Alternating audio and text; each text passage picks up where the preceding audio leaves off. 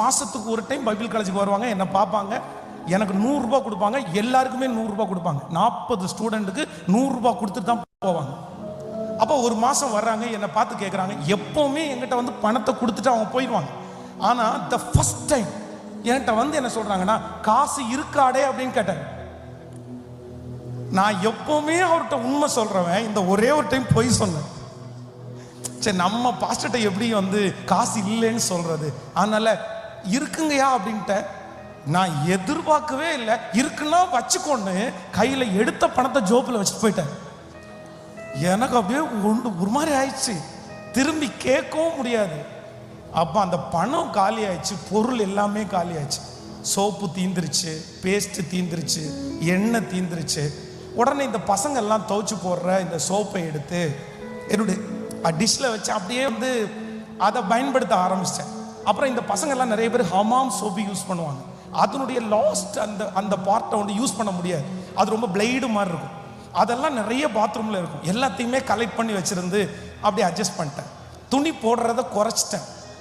ஆனால் இந்த பேஸ்ட்டு மட்டும் கடன் வாங்காமல் இருக்கவே முடியாது. அப்போ வந்து ஒவ்வொரு டைம் கேட்டேன், நிறைய பேர் கொடுத்தாங்க. அப்போ ஒரு நாள் காலையில் இந்த 5 o'clock மார்னிங் ப்ரேயருக்காக எல்லாரையும் எழுப்பி விட்டாங்க. நான் ரொம்ப கஷ்டமாக இருந்துச்சு எனக்கு.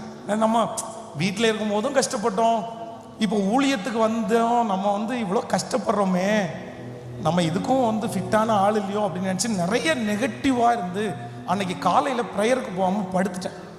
அப்போது இந்த ப்ரேயர் முடிச்சுட்டு வந்து பசங்க எல்லாம் தட்டி, என்ன உடம்பு நல்லா இல்லாமல் இருக்குன்னு சொல்லிட்டு போய் சொல்லிட்டு இருக்கியா, போடா ஒழுங்கா வேலை பாடுறா அப்படின்னு சொல்லி என்னை அனுப்பி விடும்போது என் ப்ரஷ்ஷை எடுத்துட்டு எனக்கு ரொம்ப நெருக்கமான, ரொம்ப சாஃப்டாக பேசுகிற ஒரு பிரதர் வந்து எங்கள் ஊருக்கார ஒரு பிரதர் இருந்தார். அவர்கிட்ட போய் ஓய், ஓய்ன்னு கூப்பிட்றது ஒரு வழக்கம், ஓய் கொஞ்சம் பேஸ்ட்டு தருவீங்களா அப்படின்னு கேட்டேன். என்ன நினச்சாரோ தெரில, பயங்கரமாக திட்டார்.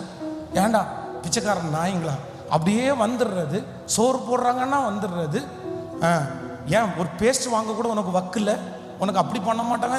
எனக்கு ஏற்கனவே வந்து நான் வந்து ரொம்ப மனசு கஷ்டம்.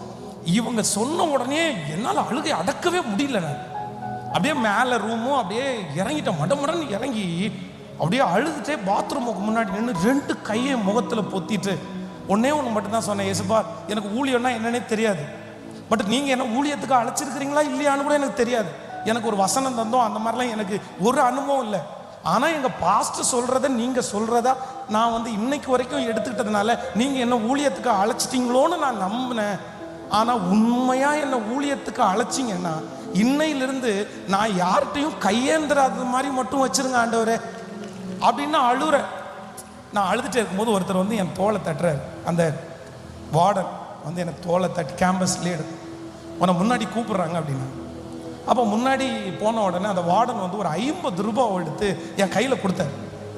நான் உடனே கேட்டேன், பிரதர் 50 ரூபாய் கொடுக்குறீங்க? இல்லை, நீங்கள் வந்து ஒரு 3 monthsக்கு முன்னாடி கணபதியில் ஒரு சர்ச்சில் போய் சாட்சி சொல்லிட்டு வந்தீங்களாமா, அந்த அம்மா வந்து உங்களுக்கு 50 ரூபாய் காணிக்க வச்சுட்டு ரொம்ப நாள் வெயிட் பண்ணி இப்போ தான் கொடுத்துருக்காங்க, கரெக்டாக அந்த 50 ரூபாய் எனக்கு கிடச்சிச்சு. உடனே நான் சொல்கிறேன், ஆண்டவரே நீங்கள் என்ன நினச்சிட்டீங்க ஏசப்பா அப்படின்ட்டு அந்த 50 ரூபாய் வச்சுட்டு அப்படியே கண்ணீரோட என் ரூமுக்கு போகும்போது எபனேசர் அப்படின்னு ஒரு பிரதர் படித்தார் சென்னையில். அவர் வந்து என்கிட்ட கேட்டார், பிரதர் நான் பைபிள் காலேஜ் டிஸ்கன்டினியூ பண்ணுறேன், எங்கள் அம்மா அப்பா எனக்கு பொண்ணு பார்த்துட்டாங்க, அதனால் எனக்கு சோப்பு பேஸ்டெல்லாம் நிறைய இருக்குது, நீங்கள் வேணால் வாங்கிக்கிறீங்களா அப்படின்னு கேட்டார். நான் சொன்னேன், தாராளமாக வாங்கிக்கிறேன் பிரதர், கொடுங்க அப்படின்னேன். என் கையில் அட்டை பாக்ஸ் தூக்கி வச்சார். ஓப்பன் பண்ணி பார்த்தா உள்ள ஒரு பேஸ்ட்டு, என் கை இவ்வளோ தடி. 3 வருஷம் நான் படித்து முடிக்கிற வரைக்கும் அந்த பேஸ்ட் எனக்கு போதுமானதாக இருந்துச்சு. 3 years 3 வருஷம் அந்த பேஸ்ட் நான் யூஸ் பண்ணேன்.